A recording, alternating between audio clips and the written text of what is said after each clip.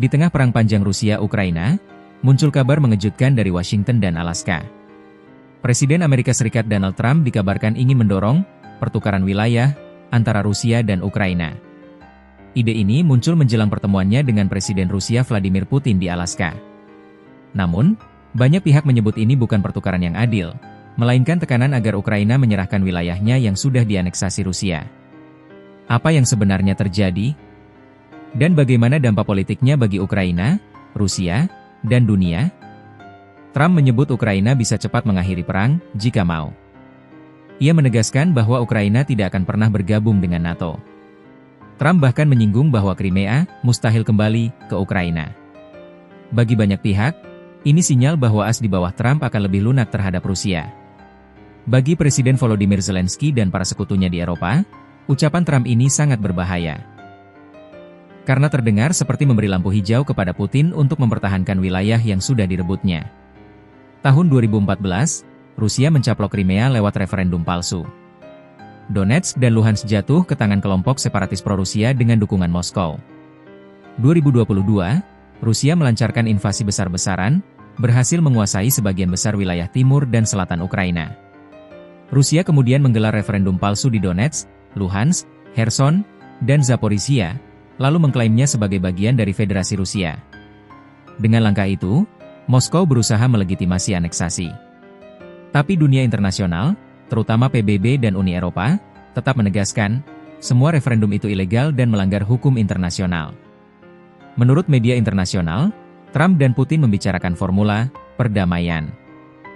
Isi pembicaraan, Rusia mendapatkan Donetsk dan Luhansk sepenuhnya, sementara Ukraina mungkin bisa mendapat kembali sebagian wilayah Kherson dan Zaporizhia. Zelensky menolak mentah-mentah usulan ini. Bagi Ukraina, menyerahkan Donetsk dan Luhansk sama artinya dengan kehilangan benteng pertahanan utama melawan Rusia. Pertemuan Alaska memperlihatkan perbedaan pandangan yang tajam. Trump ingin kompromi cepat, Putin ingin legitimasi wilayah, sementara Zelensky menuntut kedaulatan penuh. Disinilah kepentingan saling berbenturan. Donbas kaya batu bara, biji besi, dan logam tanah jarang.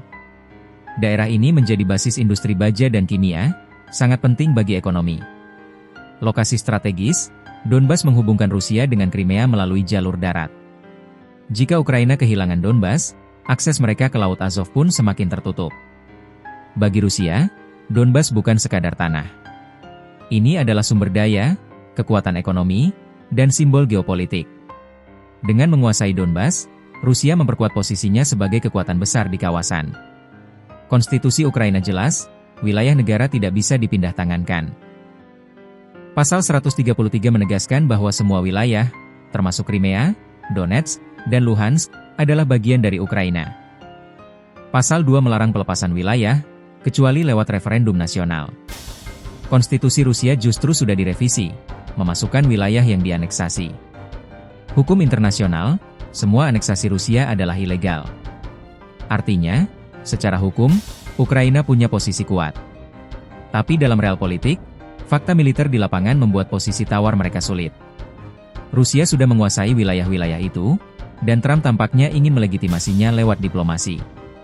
Sekjen NATO Mark Rutte menyatakan Barat tidak akan pernah mengakui aneksasi Rusia secara hukum, meski secara praktis Rusia memang menguasai wilayah itu.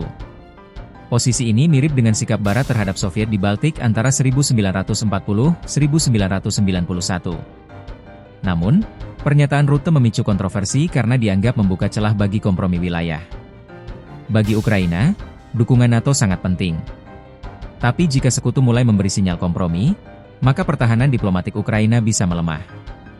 Inilah yang dikhawatirkan Zelensky. Trump mendorong pertukaran wilayah, Putin menuntut legitimasi, dan Zelensky menolak menyerahkan sejengkal tanah. Di tengah tarik-menarik kepentingan ini, Ukraina menghadapi dilema besar, bertahan pada prinsip kedaulatan, atau menerima kompromi yang bisa berarti kehilangan Donbas selamanya. Yang jelas, apapun hasilnya, dunia akan mencatat bahwa perang Rusia-Ukraina bukan hanya pertarungan senjata, tapi juga pertarungan politik, hukum, dan legitimasi internasional.